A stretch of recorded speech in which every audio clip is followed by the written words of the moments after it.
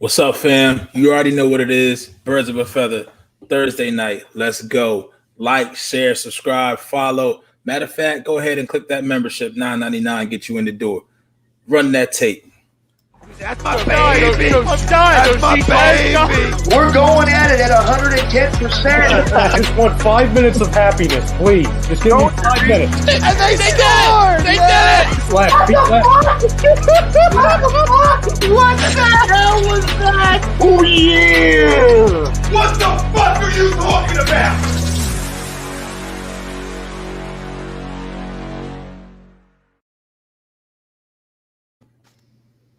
What up, fam? Ladies and gentlemen, it is Birds of a Feather on A2D Radio, brought to you by Specialized Physical Therapy, LLC. Our dog, Paul Vidal. Find them in Burlington, Cherry Hill, and Princeton. SpecializedPhysicalTherapy.com. We are live on Facebook, Twitter, YouTube, Instagram, Apple Podcasts, Stitcher, Twitch, everything on the internet. We are here coming at you. It's your boy Chucks. It's Pete over there to my left, Mr. Just shoot, Ben. Just shoot. Just shoot. And we got Mr. Warner down on the bottom. What's good, man? What's good, bro? What's going on, fellas? Another great week of talking football. Sixers are behind us. Let's get back to Eagles talk. Sixers are definitely behind us. And, hey, maybe we'll get to that today. But first, let's finish up with our sponsors. We are also brought to you by Counseling Center and Sunrise Detox. Many of us and our families, we deal with addiction. We deal with mental health. So if you need therapy and detox, make sure you call them at 856-651-8117. Our poll question brought to you by BodyCheckWellness.com. Use the promo code A2D to get 20% off. Miles Sanders will have a breakout season in 2021. Agree or disagree? We're going to talk about running back rankings today. Guys, I'm so excited. You know this is my favorite show of the offseason every single year outside of the draft stuff, you know.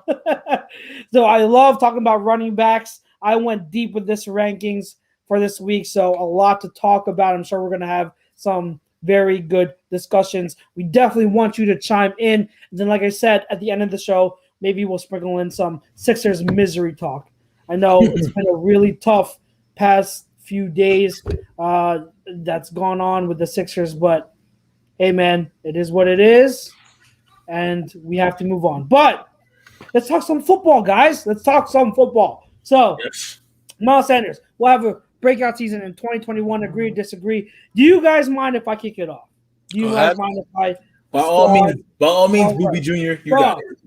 So, my son, Miles Sanders, who I'm wearing his shirt today, all right, Mr. Booby Miles, run, Booby, run. I do agree to the poll. Of course, that's not a surprise. But the reason why is because last year it was what we'd say, like, we would consider that a down year for Miles Sanders in a way, because we thought and we expected him to take the next step, but he didn't. He kind of just like plateaued. So even though he did better as a runner and he improved as a runner, he kind of took a step back as a receiver. So it's like, all things considered, he didn't really take that next step. Right. But I think a lot of his struggles last year weren't just on him. Offensive line banged up all year. The quarterback not on the same page. Non-existent. The coach barely using him, and barely using him in creative ways in the passing game. So I think with this new coaching staff, I think with a little bit of stability at the quarterback position, I think Jalen Hurts will be improved. I think he's going to work to get on the same page with Miles. I think the coaches are really going to use Miles in better ways. And it's not just about, you know, the amount of touches. You know, I've been seeing so many, you know, fantasy people saying, "Oh, I'm concerned about Miles this year, you know, with the new coaching staff," and they give all these numbers and everything. Stop. That's analytics, and you got to look at the coaches the situation, the fact that our running back room is improved, it looks to be improved from last year, that's not going to hold him back. That's going to help him. Because with Miles, it's not about getting 25 carries a game. It's about being healthy and making sure you use him in ways to maximize his strengths. I think this coaching staff will do that. Look at Alvin Kamara. He doesn't carry the ball 25 times a game. He's not like Zeke or Derrick Henry. And we'll get to the rankings and see where we rank him compared to those guys. But would we all say that he's one of the best running backs in the league? Yes. But he's used a specific way to maximize his strengths. So I think Miles, if he's used the right way and he's able to help stay healthy all year, I think he's going to have finally a breakout season. Look at the numbers. If you're a numbers guy, 800 rushing yards each of the last 2 seasons. I think he breaks 1,000. I know there's an extra game, so breaking 1,000 isn't really that difficult for a lot of running backs these days. Right. But still, I think he's going to break that threshold, and I think he's going to get a lot of receiving yards too. I think he's going to have a really great year. And we'll see where we have him ranked in our rankings, but I think the sky is looking up for Miles, and I think no matter where we have him right now, by the end of next year, I think he is going to be talked about as a bona fide top 10 running back in the league. So let's go to either of you. Go ahead, Pete. Pete, you give your take, agree or disagree to the board? Talent-wise, we see. Okay, we see it talent-wise for Miles. I'll agree to the poll as a breakout season as I need to see consistency, okay, from him this year. 16 games, if he can, to stay healthy. I will say this, though, something that complements him and something that we kind of talked about with other position groups as well is the depth and the overall skill set for the players at that position. When you look at a Kerryon Johnson as well, you're going to have a Boston Scott. So I think this group of running backs complements Miles as the best way that since he's been in the league. Okay, I need to see it more. We know he can hit the home run. We know he can bust it over for 75, 80 yards. Will I ever think he'll be a bell cow? That's the tricky part. He needs to prove it to me this year. I mean, he really has. He like Tom says, he'll be all over him. We'll all be all over him. It won't just be us. It'll be the fact that he won't see a second contract. That's where it's at. So at this point for him and for another guy, Dallas Goedert, it's put up or shut up this year, man. Like you have to show this organization that you are it moving forward. Now, that's what I said. For me, when I look at Miles and I look at this poll question, I'm looking at it as consistency because I think the talent is there. I need consistency. So on that basis, not changing the question, but to me, that's the biggest part of his breakout season. It's him being consistent. If he can be consistent this year, then I think his talent will automatically make him a breakout player for this year, which will be a top. To me, he's already a top 15 back in the league already, just off of talent. Potentially be top 10 if he can put it all together. If he can put it all together, he'll put himself in the top 10 of the running backs in the league. I mean, to me, his ceiling to me is a better pass catcher of Dalvin Cook. That's his ceiling to me. For me, that's what I see when I look at him. But he needs to get there. So hopefully he does. Jeff? Yeah, look, you guys both touched on a lot of great points, but I'm going to have to agree with the poll. I agree with you guys, but there's going to have to be a lot of factors. And like Chuck's brought up, the offensive line. Look, we can criticize Miles Sanders all we want for his lack of production from last season compared to his rookie year. Look, if you have no one up front, it doesn't matter who the hell you are in the National Football League. We saw even with Zeke, when that Cowboys offensive line started getting backed up and they were losing guys left and right, the lack of production, or not lack, but his production declined compared to what we saw in years past with Zeke. So when you're down to your third and fourth string offensive linemen have the different type of scenarios along that front five, look, they're not gonna have their continuity or consistency. It's gonna take a while, so it's gonna affect the production of Miles Sanders. That, and also with Sirianni, a lot of people are expecting. We don't know what type of offense he's going to run, but we do expect him to be a little bit run heavy. So it's gonna be one of those of how many touches is Miles going to get. But look, this is a guy that's still, even on a down year last year, still had over 1,000 yards from scrimmage. Don't get me wrong. He needs to improve. He needs to be healthy. He did miss 4 games last year, but I do see Miles Sanders taking that next step in his game. I just don't want this dude running his mouth all offseason like he did last year on how he's going to be an MVP candidate. He's going to rush for over 2,000 yards or have over 2,000 yards from scrimmage, whatever the hell he was blabbing about last year. I can appreciate the confidence and respect the confidence, but find a way to back it up if you're going to run your mouth like that, which, again, like we said, it wasn't all on him. Bad offensive line, bad team in general, bad quarterback play. So it wasn't all on Miles, but he is once again 2 years removed from a new contract. So if he wants to get paid in the near future, depending when they start talking contract extension after this season, he's going to have to put up the stats and show that he can be that star running back in the National Football League for your Philadelphia Eagles.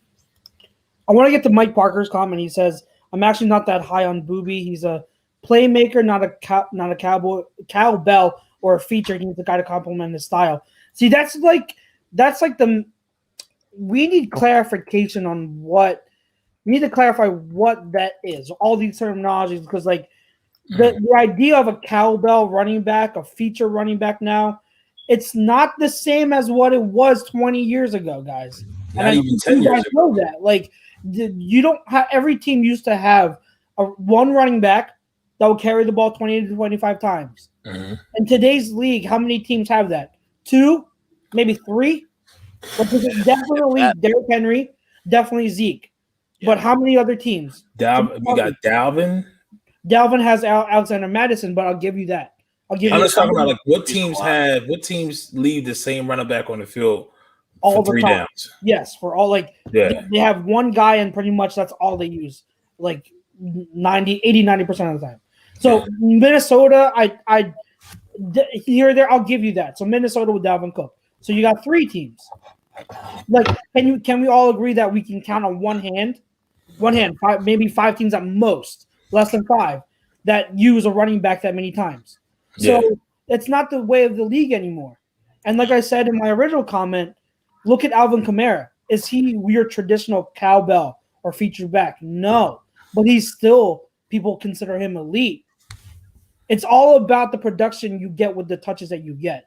Yeah. A running back getting 15 to 20 touches a game is considered a lead back now. You know, like you can be getting 15 to 20 touches a game and be the number 1 guy, but still have guys behind you, get their touches as well. And there's nothing wrong with that. I want to see Miles healthy all year.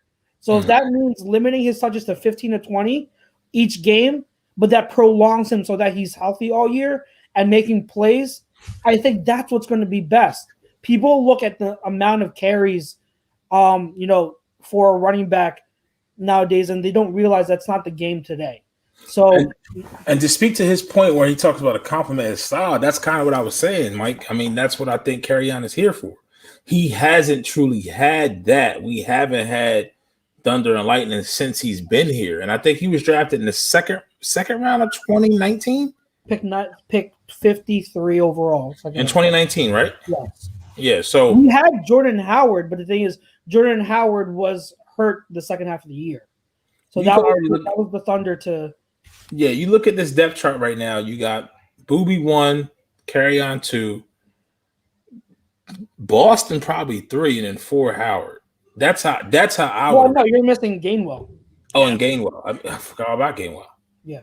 So Gainwell might kick Boston Scott out of here. Because Scott and Howard. Maybe, yeah, he's free. Oh yeah, Howard's gone, but obviously, Gainwell. They're not putting him on the practice squad. Definitely picking him up. So if they feel that Gainwell is too high a value to give up, he's taking Boston Scott's spot. Unless for some reason they keep 4 running backs. Yeah, and it depends on all special teams too. If Boston Scott cements himself as a special teams guy, then maybe they go with 4 or 5. You know what I mean? But yeah, Boston Scott's definitely on the fringe. Absolutely. Yeah. So we got Epic Eagle right there with that comment. Sirianni. Then we got Yusef right after him on the YouTube. Thanks for rocking with us, fam. You already know. Join the fam, $9.99 a month to get you all types of perks. You know, when you click on it and you hit join, gives you the rundown. You get the loyalty badges there, and you know, we may come to your house, cook you up a little steak or something. No, never know. Never know what we'll do. But no, on the Sirianni not have playing calling experience concerned you guys a bit. I mean, ultimately, the reason why the previous coach isn't here anymore wasn't because of his play calling. Ultimately, in the end, it was. But the beginning, he also didn't have play calling experience as well. We got a Super Bowl out of it. Now, obviously, we probably caught lightning in a bottle. But with Sirianni, the thing is, you can have your scheme, but you need to be flexible and listen and being able to take concepts from everybody else. If Sirianni can do that, then I think he'll be fine. We have to wait until we see if he gets in the position how he's going to be when he manages the clock, if he does a certain play call, if he's going to be able to exploit mismatches that we think and we feel. Maybe he may see something else. But I think he'll be okay. And I don't have any expectations for this season, guys. I mean, I'm saying that right now, and it's not even July yet. That's how I feel, and I've said this a couple weeks ago. I like that because I feel like I'm going to be pleasantly surprised either one way or the other. I'm going to be pleasantly surprised if this team succeeds and it does well, because I feel like it's more genuine that way. In 2017, we didn't expect to win we won week 1 against the previous named Washington football team. We're not going to say that name. Lost week 2 against the Kansas City Chiefs, and then we reeled off 9 in a row. That ride was so fun because the expectations went from, okay, let's just get the next one. Let's get this next one. Then I remember the biggest game up until that point was Thursday night in Carolina, and Nelson Aguilar had himself a day, and Nigel Bradham was freaking running around like Brian Urlacher. So I remember certain games of that season. I feel like this season has the potential to be able to do that. But if it doesn't, I'm not going to sit here and pout because I know what we have on the horizon. It's one thing to know that you don't have 3 first-round picks the next year. If you only had 1 and Jalen Hurts isn't the guy, but to know that there's other quarterbacks and premier quarterbacks that are other situations that may not be in that situation come this time next offseason, and you have the ammo to go make a change and make a switch at the most important position in sports, kind of okay. It's like it's a nice security blanket to have. If I'm pretty sure I'm not the only one who feels like that. You know what I mean? So that's kind of where I'm at with the in the whole.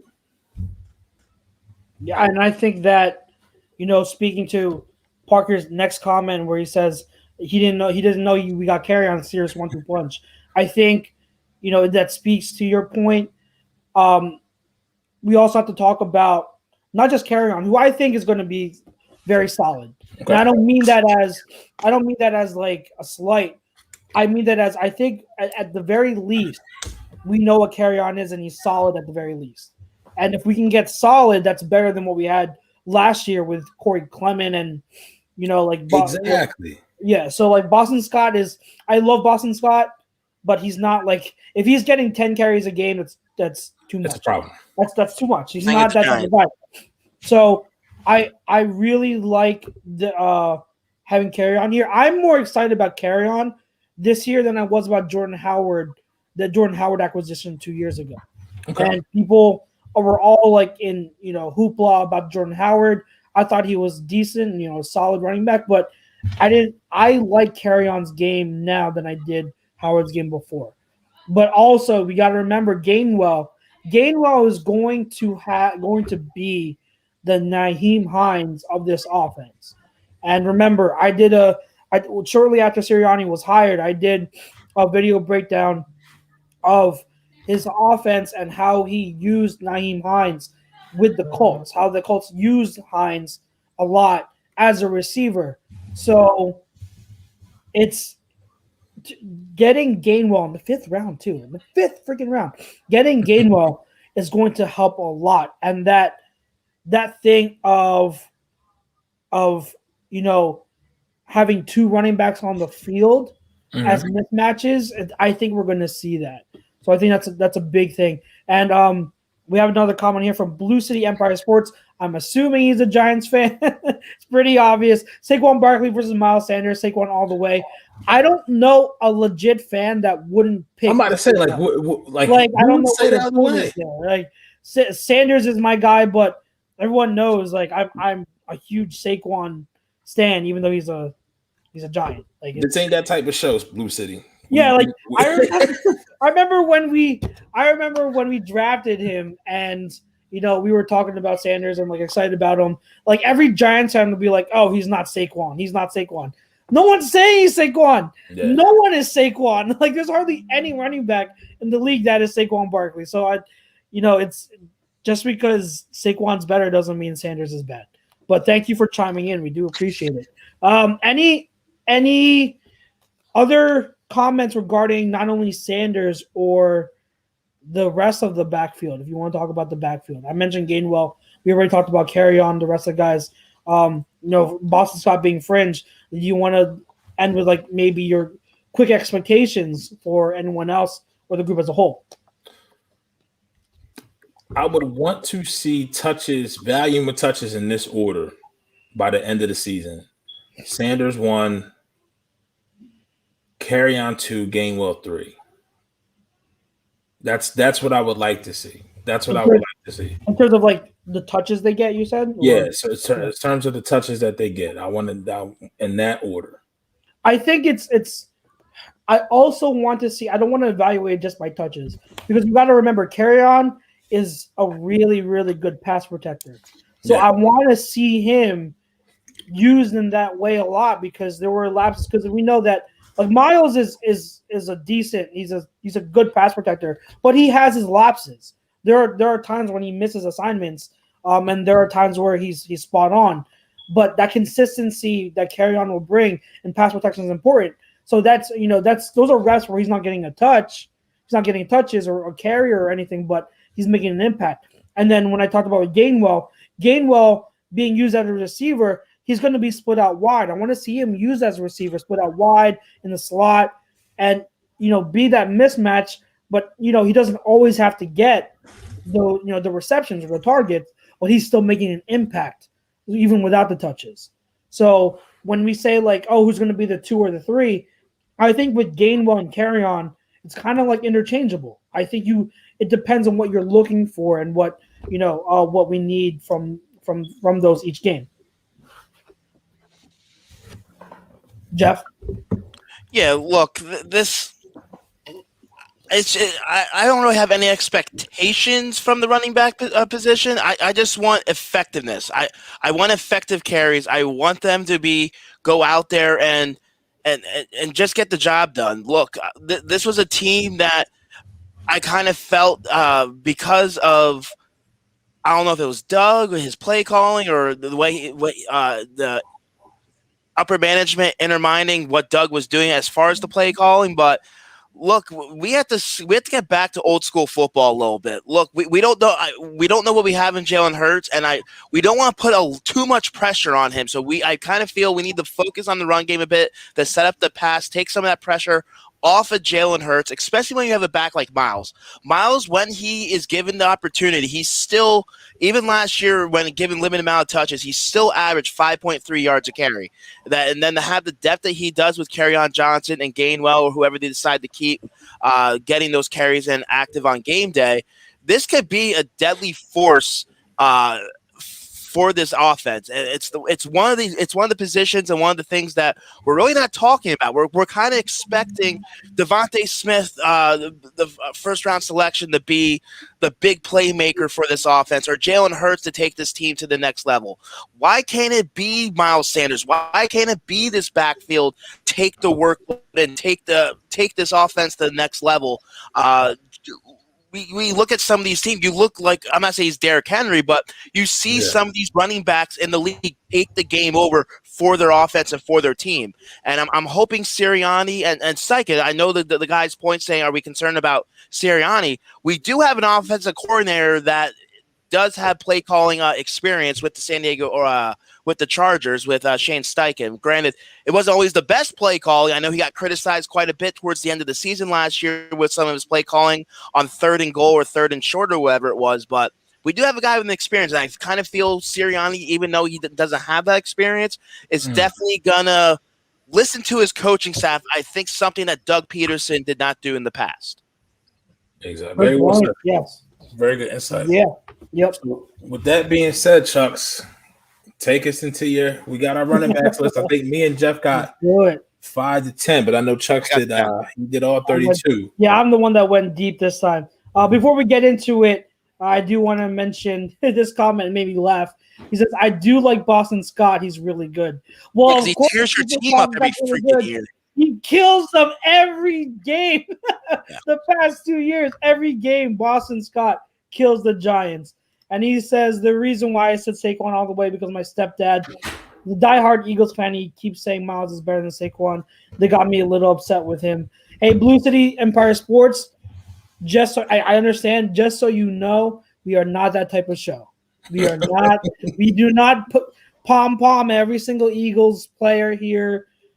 We know how it is, and trust me, we would take Saquon in a heartbeat over Miles Sanders, and I love Miles, but Saquon is one of the best, if not the best, we'll see, in the league. So that being said, guys, we are about halfway, almost halfway. We are going to get into our running back rankings. If you still have you still have input on Miles Sanders, if he's going to have a breakout season or not, feel free to comment. Check out all our sponsors: Specialized Physical Therapy, Body Check Wellness, Sunrise Detox.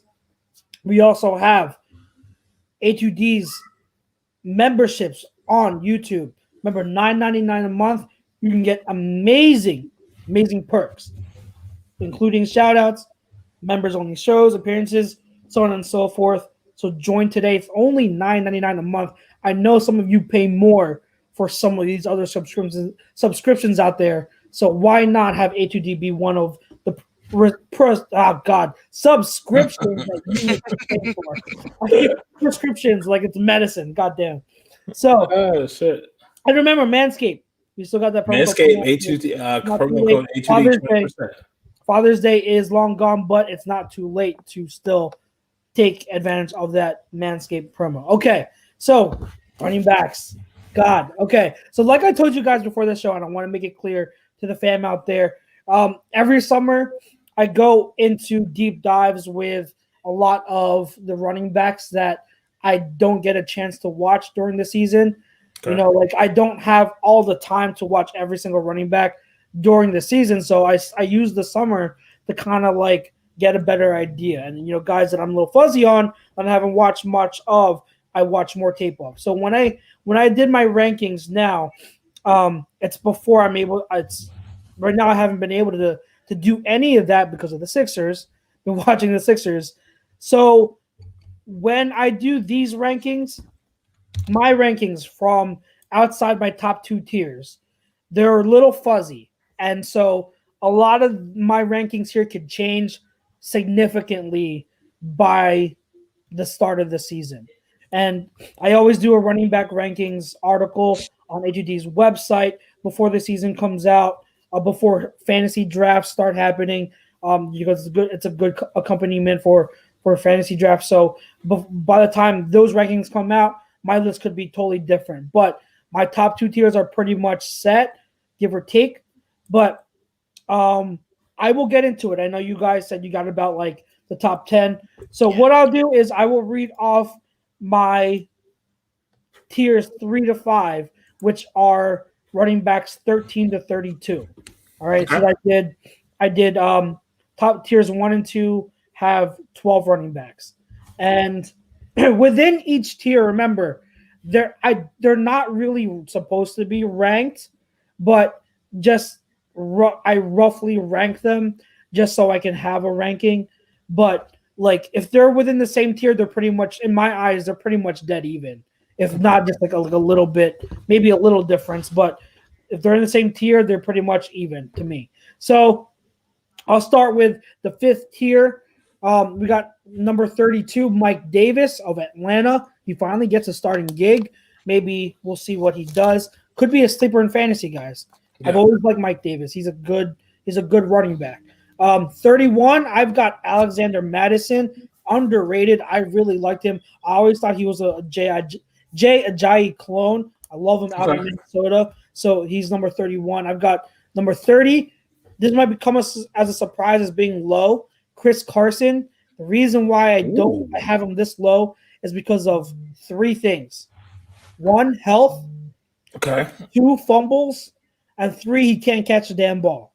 When you have all those 3 things working against you, that's bad. And that's why he drops here. He would have been maybe like my tier 3 if if he didn't have those many like negatives about him, but I can't ignore those. Those are significant drawbacks to his game. Okay. 29, I got Ronald Jones. I want to say this. Yes, I do have him ranked higher than Leonard Fournette. He is a better running back than Leonard Fournette. He is. He just is. All right. Ronald Jones, 29. 28. This might be surprising too. David Montgomery. Okay.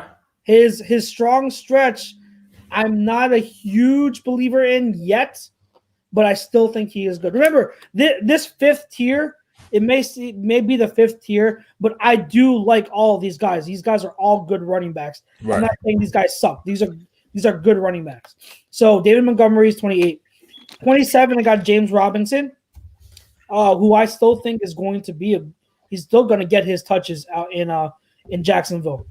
26, Raheem Mostert. He's a perfect running back in San Fran with that system. Well, not the perfect, but he's such a good fit for that system. He does so well. 25, we got Melvin Gordon, Mr. Jack of all trades, master of none. He's such a good all-around running back, but nothing about him stands out. That's why he's that low, but he's still a good solid running back. Tier 4 now, my 4th tier. I have got number 24th. Now, I included rookies, okay.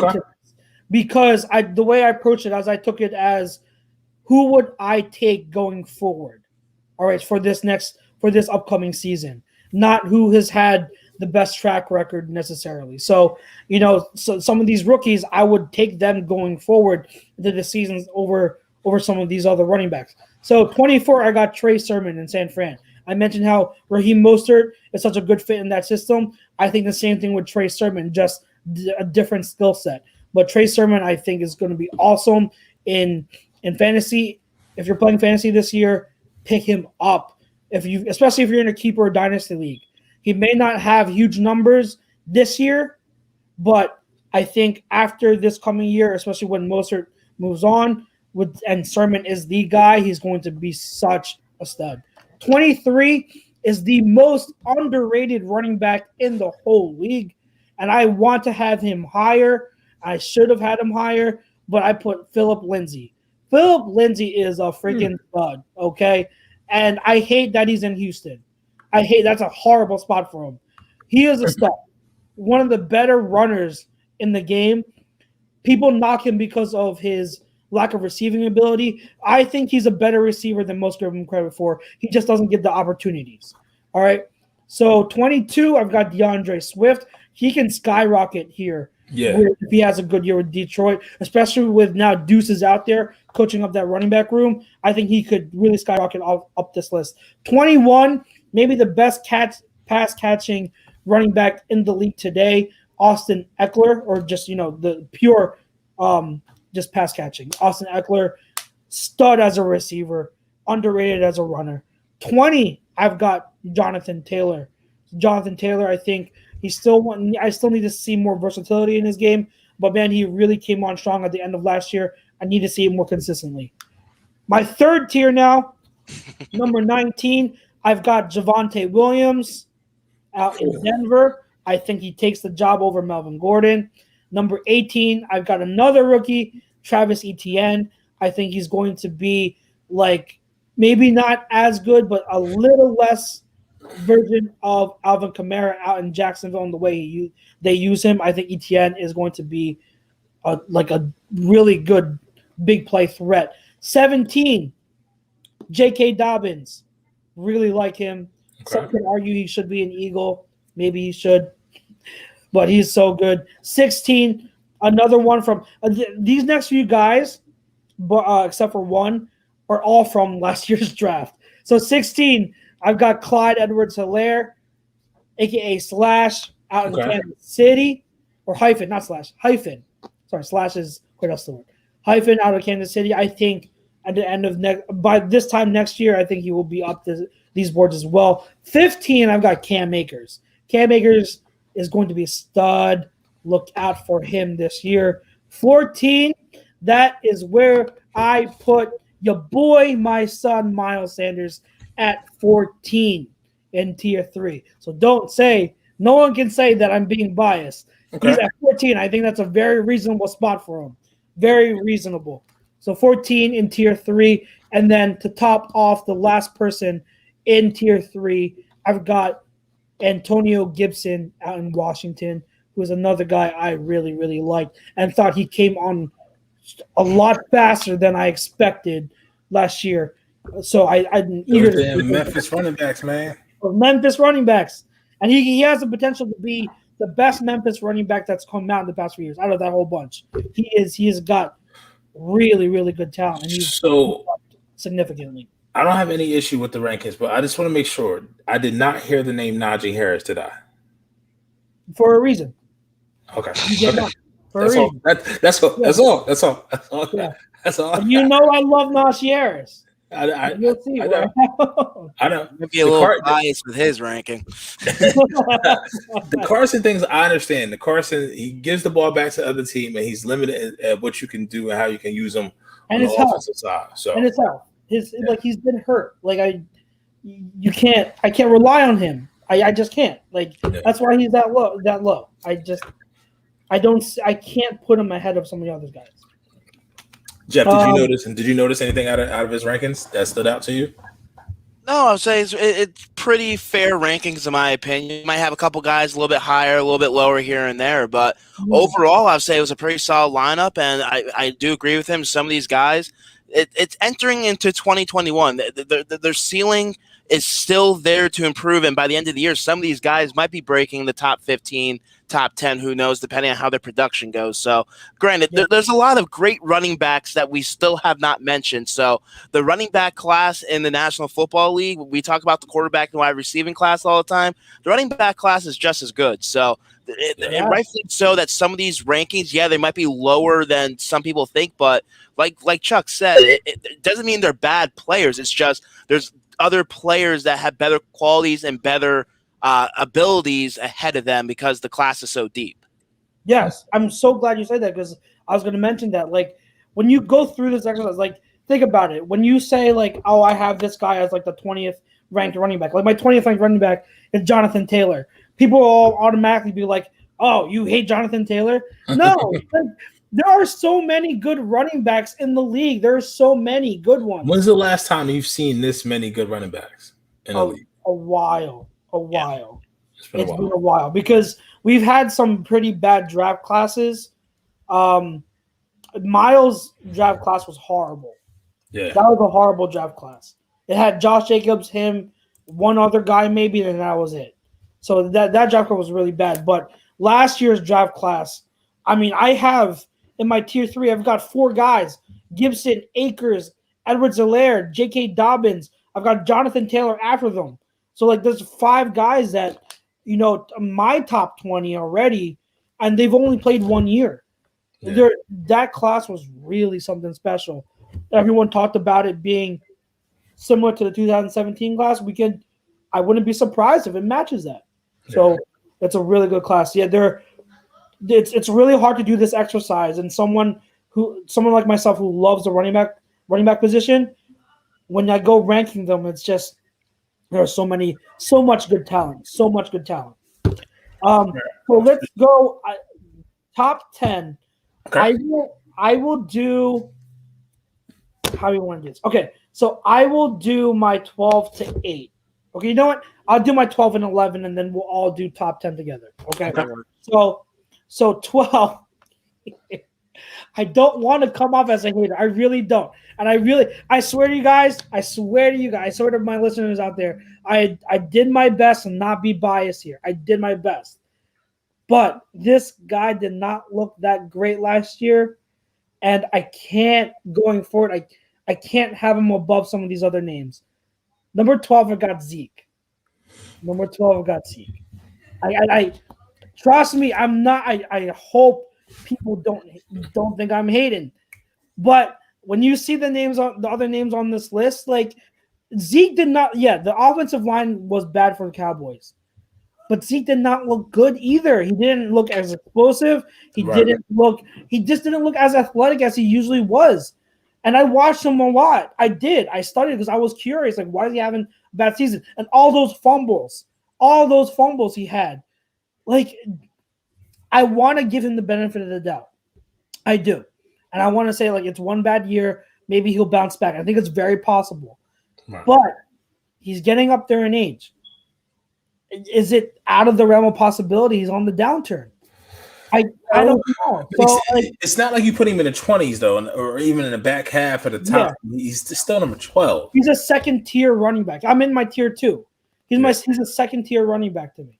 Ben, you're saying, just to play devil's advocate, you're saying he's getting up there in age. The dude's only 25. He's going to be 26 this summer. I understand he has a little bit of a workload on those legs, but he's getting his boy back. He's getting his boy Dak. You brought up the O-line play, but look at the quarterback play they had last year. So that definitely played a factor. It did. In the offense as a whole. So yes, it did. It is a fair. I agree. I did see some other rankings that did have him just outside the top 10, so it's not out the realm of possibility. In my opinion, it's a little low, but I'll say I agree with you. There are some other running backs that you could argue that are better than Zeke.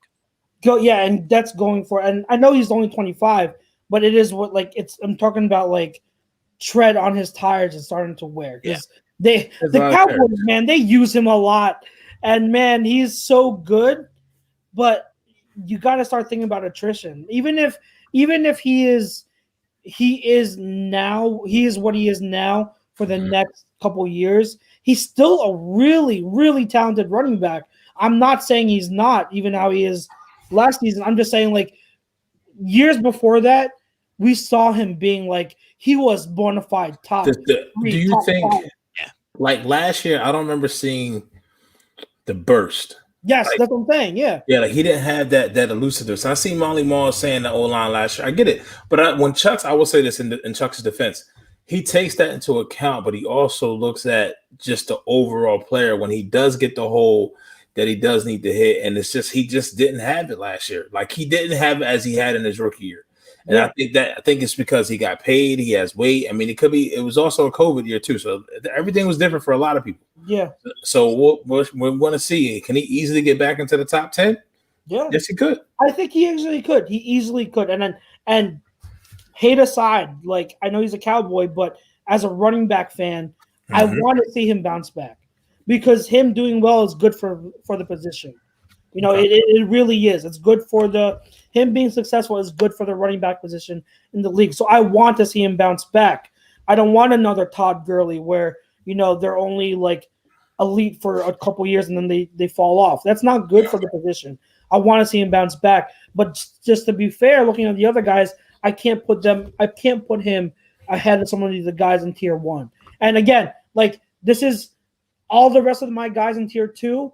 I have him pretty even. So I only did ranking 8 to 12 because I had to. But remember, he's even with everyone else in tier 2. So that's 12. And my 11 is Josh Jacobs. Jacobs in Oakland. I think he's starting to progress even more. I really he was my RB1 in that class, even though like that wasn't saying much. It was pretty much consensus, but I really like Josh Jacobs out. I said Oakland. Oh my God. Las Vegas. I know, I'm not saying it too. Don't.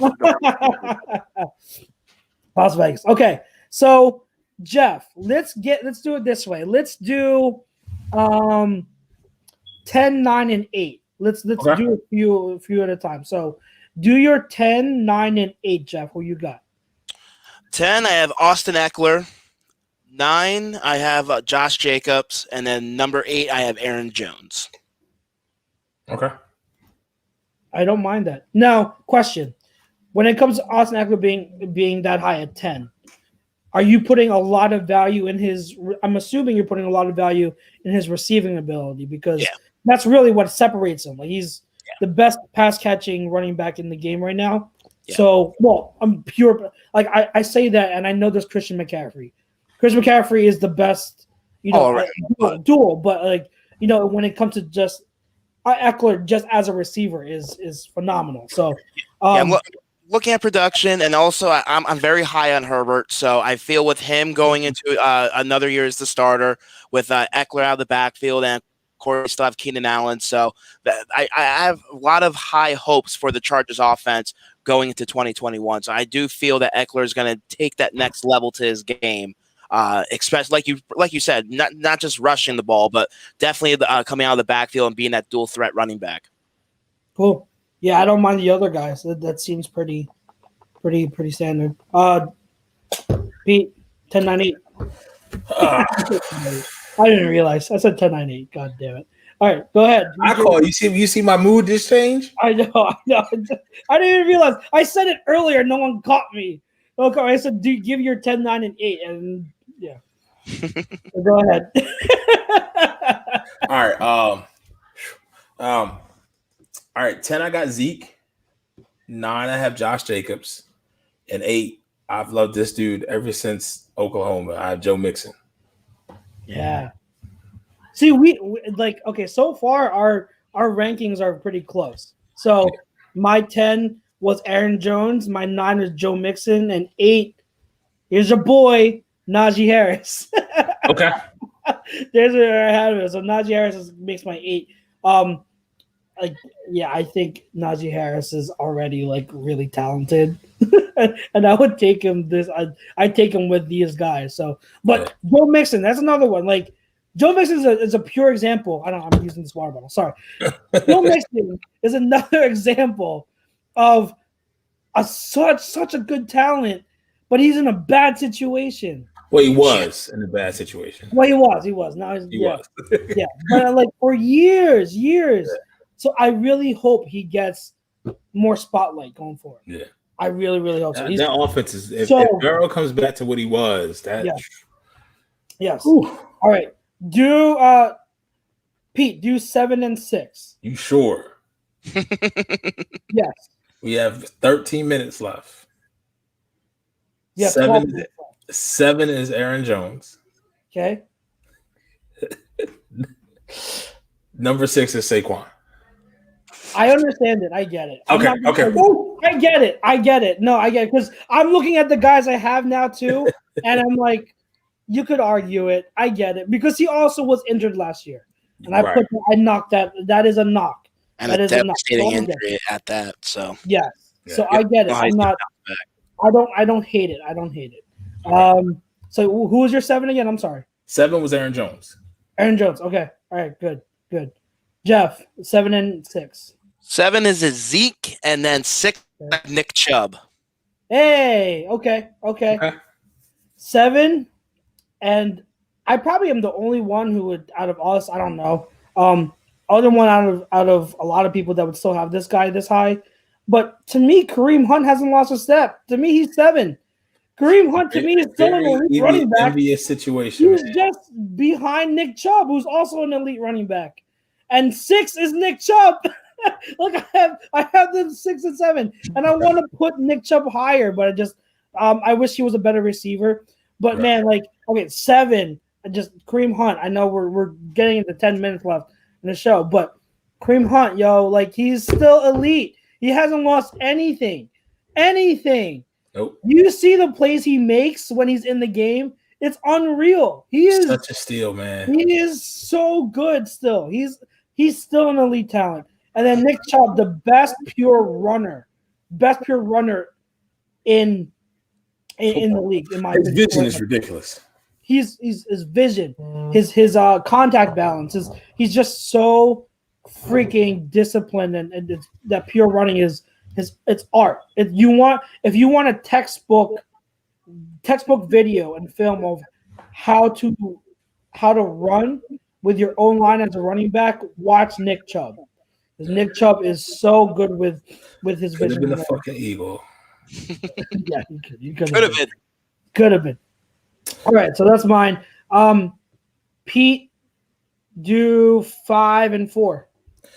Kamara at 5. Okay. And I have Nick Chubb at 4. Okay. Chrome's gonna like that. He felt me and Chuck's rankings were too disrespectful. He's gonna like your ranking. Oh yeah. You're right. Like I want to put. Remember, and Chrome. I don't know if you heard this earlier. I only have them numbered because I have to. But each of my tiers, they're all jumbled up. There's no order really. But for the sake of the exercise, I put numbers on them. So everyone in my first tier, like Kareem Hunt 7, that was the beginning of my first tier. So all of these guys, my top 7 guys, are all tier 1 guys. To me, you toss them in a hat and you pick any one of them, and you can make an argument for any of them. So Nick Chubb, I could have him tomorrow. I could feel like putting him at 2 if I wanted to. So Nick Chubb would just right now, for the sake of exercises, at 6. But Jeff, did you say who your 5 was? I did not. Number 5, I have Alvin Kamara. Number 4, Barkley. Good. Okay. Good. I have 5. I feel like people are going to hate me for this. I have 5. I have Alvin Kamara, and then 4, I have Derrick Henry. Okay. Am I lower on him than everyone else here, or did you guys already say him? I don't know. I mean, you're lower than him than I am. Then you're okay. All right. Yeah, I feel like I don't know about Jeff. I can't speak for Jeff, but I would assume based on Jeff's list so far, then yes. Then yeah. So I'm lower. I have Henry at 4, but I think you do that because you feel you don't like Henry's lack of versatility. Correct. Yeah. Correct. Okay. And everyone above him is so versatile. I could have made an argument for Kamara, but the thing is, Kamara doesn't dominate the way that Henry does. You know what I mean? Like he just when I'm looking at him, like Henry dominates. Like everyone from Henry on just dominates. They take over games. Kamara, like he does, but to me, not at the rate that the other guys do. You know what I mean? So like that was the deciding factor of me just putting Henry above Kamara. But yeah, so Kamara at 5, Henry at 4. Now top 3. Okay. Top 3. So let's do 3. Let's do number 3. I'll go. No, Jeff, go first. 3, I have Dalvin Cook. 2, Christian McCaffrey. Right. Oh, I thought you said go 1 through 3. My bad. All right, it's fine. We'll do 3 and 2. So 3, you said you had Dalvin Cook. Yeah. And then 2, you had Christian McCaffrey. Pete. Yeah.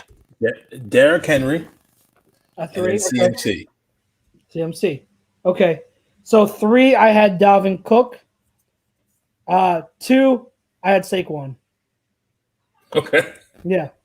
2, I had Saquon.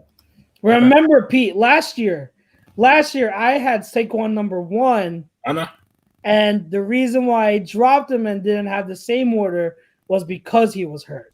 Okay. So I am being fair here. Like if I was being biased, I would have put Saquon at 1 again, despite the injury. But with the injury, I couldn't keep him at 1. So I dropped him to 2. All right. So that being said, my number 1 is CMC. So even though he was hurt, I still like the all-around game. And his injury wasn't as serious as Saquon's. Right. He still played here and there during the season. So I can't put too much against him. And he's still the best all-around running back in the league. And to me, you guys know me, when it comes to running backs, versatility is one of the special traits that a running back has to have. So McCaffrey, to me, on my team, if I were to build a team going forward, guys like McCaffrey and Barkley and Cook, who have that versatility but can still carry the workload, I'm always going to pick those types of running backs over Derrick Henry. That's just me. Other people might want Derrick Henry and run him 30 to 35 times a game, and that's perfectly fine. That's where the debate comes in, but that's all just preference. Jeff, you're number one. Yeah, obviously, after going through my list, it has to be Derrick Henry. Dude, this is the guy that has led the league in rushing the last 2 seasons in rushing yards and touchdowns. And last year, the fact that he went over 2,000 yards rushing, I understand there's probably a lot of wear and tear on his body the last 2 years because he also had the most rushes of any running back in the last 2 seasons. But the dude's a freaking workhorse, and he's a guy that comes up big in big moments. Look, 3 career playoff games with 150 yards rushing or more. There's only one other player to do that since 1950. So right now, I understand CMC with the injury last year. We weren't able to see what he could produce or what he's able to do, but I feel Derrick Henry is deserving over the last 2 seasons, the production he has provided to be considered number one. Okay. And Pete. I mean, listen, man. I was there on site when his name got called, and it wasn't for us. I know. Dalvin Cook. I mean, he's so good. He's so good. He's so good. Dude, like the ability to hit a home run. I mean, I'm looking at the stats now. Had long touchdown, 70 yards. He averaged 23.5 miles per hour. Derrick Henry had 66 more touches, but the average for Dalvin Cook was higher. So that kind of speaks to Jeff's point. The subtle quick point for Henry, his reliability is outstanding. It's just. But for me, when I look at just a running back who can do anything, I mean, you saw what he did. He had 4 touchdowns against Green Bay. I mean, we've seen that. And it made it look effortless. Like he doesn't get tired. You can pound him on the inside if you need to any given time. But we talked about what we don't see from Zeke anymore. We still see it for Dalvin Cook, and that's after a torn ACL. Yep. So, I mean, really in this whole list of what we talked about, fam, out there, you could go either way. You can go either way. The way Chucks does it with the tiers, it's one of the best ways you can do it.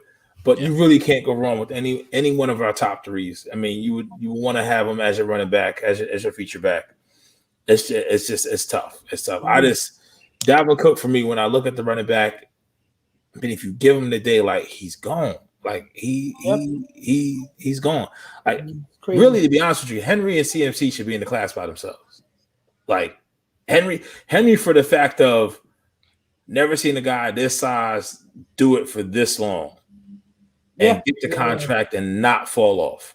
And now, guess the scariest fucking part now is you got AJ Brown and you got Julio on the other side. He's going to even see lighter boxes. Yeah, he's going to see lighter boxes. It's crazy. Well, who are you going to stop? He may still see the heavy boxes, but everyone up top is going to start to feast, off of that. So it's a great argument. I really love Henry. It's just when it comes to evaluating everything, that lack of receiving ability, I have to go with the other 3 over him because I could just do more with them. And that's just me. That's just preference. Kind of the same There's thing. no wrong answer. You know what I mean? Like, everyone, Chrome always debates me because he says, Henry has to be number 1. He doesn't have to be. No one has to be number 1. Like, it depends on what you look for. Like, Derrick Henry in an offense like Kansas City, who uses a lot of receiving, he's not going to be the same type of production in Kansas City or New Orleans as he is in Tennessee, where they just pound the ball. It's just not. So, they're all just such great talents, all elite talents. And the way I will say this, the way you guys talk, I do see that. I think that I had 7 guys in my top tier. I really should split it. I think it should be, looking at it now, CMC, Dalvin Cook, Derrick Henry, and I think Saquon. Those 4 are like legit, like top tier talent. So I think I would separate them and then put Kamara, Chubb, and Hunt in that next tier. So I think that's how I would do it. I'll probably do that for my article. But hey, that's discussion. You guys talk it out and you convince me. So anyone who thinks that I'm hard-headed, this is proof that I'm not hard-headed. Good old Grayson that softened him up. Grayson that softened him up. And I will say, guys, like I know we made our pitches, but if we going forward, I'm going with Saquon. I still think Saquon is the most talented, by far, talented running back in the game. He just has to stay healthy. But Saquon can, if he stays healthy, he can do things that no one else can. And I'm just going to leave it at that. He can just do things that no one else can that we haven't seen since a guy like Barry Sanders or Marshall Faulk or LT. It's just unreal. But he has to stay healthy. He has to stay healthy. All right. Gentlemen, that was fun. I wish we could go another half hour on it. Everyone knows that I could. And hey, maybe we'll revisit running back talk. I know we have another show coming up sometime in the next few weeks. It's going to be a great one when we talk about the much anticipated debate between Brian Westbrook and LaShawn McCoy. That's going to be That's going to be so much fun. So maybe we'll get into more running back talk when the time comes. We have a lot of summer to go. But fam, thank you so much for listening in. We appreciate you guys all the time. Again, sign up for the new A2D memberships. We thank you for your support all the time. Thank you to our sponsors, Paul Vidal Specialized Physical Therapy, Counseling Center, and Sunrise Detox, Body Check Wellness. Thank you also to Manscaped and everyone else out there. We appreciate you coming on. Next week, we'll be doing wide receiver rankings. So tune in next week for that. For myself, Chucks. For Pete, your boy, Just Shoot, Ben. For Jeff. Later. Thank you, guys. We love you. Stay safe. We'll see you next week. Peace.